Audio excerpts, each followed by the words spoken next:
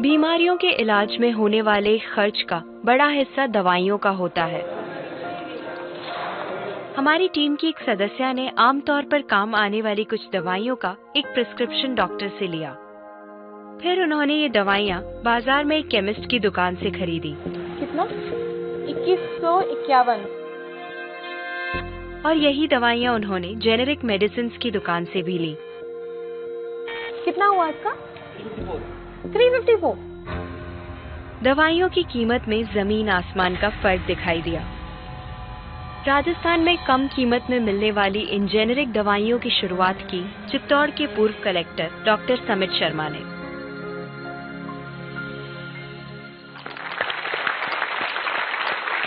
Doctor समित, मुझे बताइए कि ये कैसा मुमकिन है कि हमारी जो कॉरेस्पॉन्डेंट थी वो वही दवाइयाँ उन्होंने 2000 कीमत में उनको मिली एक दुकान में, और जो जेनेरिक मेडिसिन है उस दुकान में जब गई तो उनको कम में मिली, 300 में मिली। ये कैसे मुमकिन है? ठीक इसी समय प्रतिक्षण प्रतिपल एक ट्रेजेडी हमारे चारों ओर घट रही है। अर्थक्वेक की या कोई सुनामी की बात करें, उसमें जितने लोगों की जानें एक दिन में जाती हैं, उससे ज्यादा जानें प्रतिदिन इस ट्रेजेडी की वजह से जाती है। वो क्या ट्रेजेडी है? वो ट्रेजेडी ये है साहब कि जो दवाइयों की जो वास्तविक कीमत है वो तो बहुत ही कम है, पर जो दवाइयां हम जब बाजार से खरीद के लाते हैं तो हमें वो 5 गुना, 10 गुना, 20 गुना, कई बार तो 50 गुना से भी ज्यादा दामों पे हम उसको खरीदते हैं। जैसे हम भारत में अगर देखें कि 40 करोड़ से ज्यादा लोग ऐसे हैं जो अपने लिए 2 वक्त की रोटी नहीं जुटा पाते, तो क्या वो उस दवा को खरीद सकते हैं? बहुत सारे लोगों को इस वजह से दवाई नहीं मिल रही। यस, WHO कहता है कि स्वतंत्रता के 65 वर्ष पश्चात आज भी 65% of the Indian population lacks regular access to essential medicine. जो मेन दवाई है, जो आवश्यक दवाइयां हैं, वो उन तक नहीं पहुंच पाती रकम की वजह से। मुझे बताइए कि ये जो जेनेरिक मेडिसिन जो हम कहते हैं, अभी ये अंग्रेजी का शब्द है, इसको हिंदी में कैसे समझाएं? मैं आपको बहुत सरल भाषा में बताता हूँ। हाँ। तो ये जेनेरिक नाम जो दवा का जो मूल सॉल्ट है, जो इसके अंदर जो दवा है उसका नाम है, केमिकल नाम, उसका केमिकल नाम है। अब जैसे और उदाहरण अगर सरल करके बताएं इसको, तो जैसे ये लड़की दुबली पतली सी नजर आती है, तो मैं अगर डॉक्टर हूं हाँ। तो मैं इसको ये कहूं 1 गिलास दूध सुबह 1 गिलास शाम को पिया कर। पर चिकित्सा के व्यवसाय में दुर्भाग्य से हमारे देश में ऐसा नहीं हो रहा। हम ये नहीं कहते कि आप भैंस का दूध लेके आइए, हम कहते हैं कि वो रामू की भैंस का दूध लेके आना। यही ब्रांडिंग है। ये जब उसकी दुकान पे जाती है वो कहता है 500 रुपए लीटर है, लेना है कि नहीं लेना। तो जो 30 रुपए की चीज है वो 500 रुपए में मिलती है। तो अगर मैं डायबिटीज की दवा ले रहा हूँ और अगर मैं ब्रांडेड दवा लेता हूँ तो मुझे कितने की पड़ेगी? जैसे एक 117 रुपए में भी है, 117 रुपए में मिलती है। और अगर वही चीज हम उसके जेनेरिक मेडिसिन के नाम से लें तो वो कितने की बनती है? वो मात्र 1 रुपए 95 पैसे में 10 गोली मिलती है।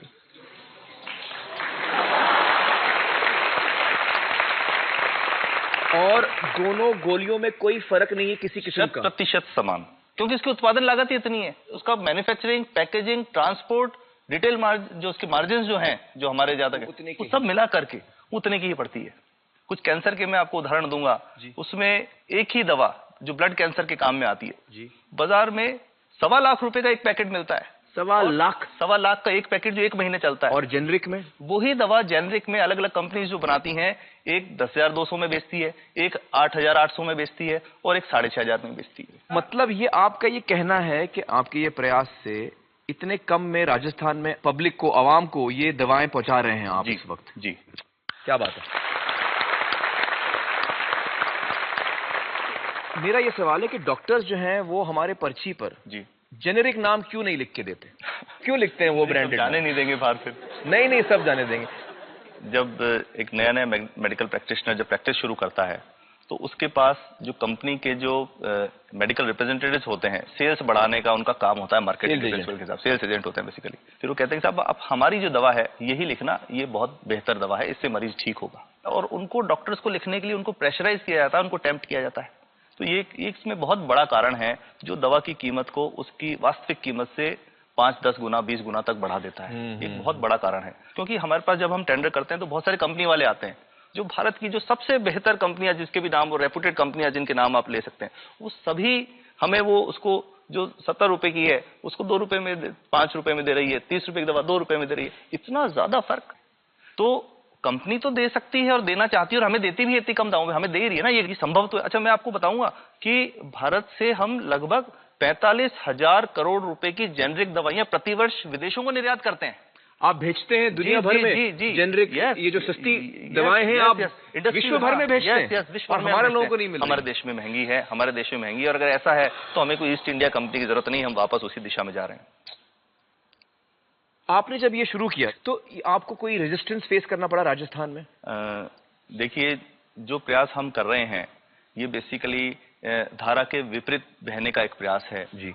काफी थ्रेट्स भी हैं, क्योंकि इसमें माफियाज भी हैं, ड्रग माफियाज जो ऑपरेट करते हैं, और हम हमेशा ये बात कहते हैं कि हम 100 साल से भी पुरानी शोषण की व्यवस्था को बदलना चाहते हैं, पर हमने हमेशा डॉक्टर्स को दोषी नहीं माना जी। सारे डॉक्टर्स बुरे नहीं है, 50-60% तो जेन्युइनली वो चाहेंगे कि गरीबों को कम कीमत पे दवा मिल जाए, वो चाहेंगे। और आज भी ऐसे डॉक्टर्स हैं जो अपने घर से सैंपल्स ला करके अपने जेब से पैसे निकाल के मरीज का इलाज कराते हैं, ऐसे डॉक्टर्स आज भी हैं। बिल्कुल सही। तो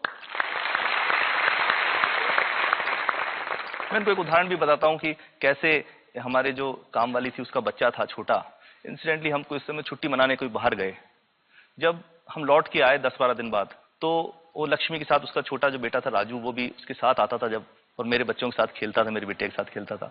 तो वो लक्ष्मी अकेली आई, राजू नहीं आया। तो हमने पूछा कि क्या हुआ, तो उसने जो बात बताई कि साहब वो उसको आप गए थे, उल्टी दस्त हो गया था।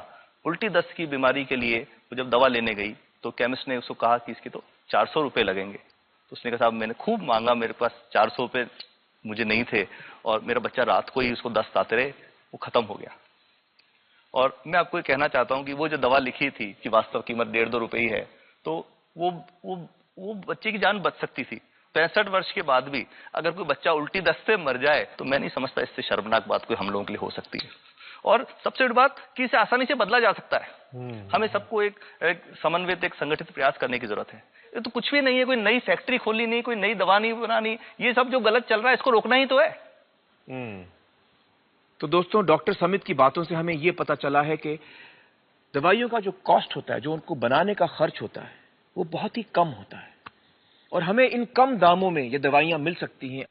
डॉक्टर समित, आपने बहुत ही बेहतरीन काम किया है और इस बहुत ही अहम मुद्दे पर रोशनी डालकर हमारी आंखें खोल दी हैं, और हमारी दुआ यह है कि जो काम आपने राजस्थान में शुरू किया है वो हर राज्य में फैले, देश के कोने कोने में फैले। बहुत बहुत शुक्रिया हमारे साथ बातचीत करने का doctor Samit, thank you so much.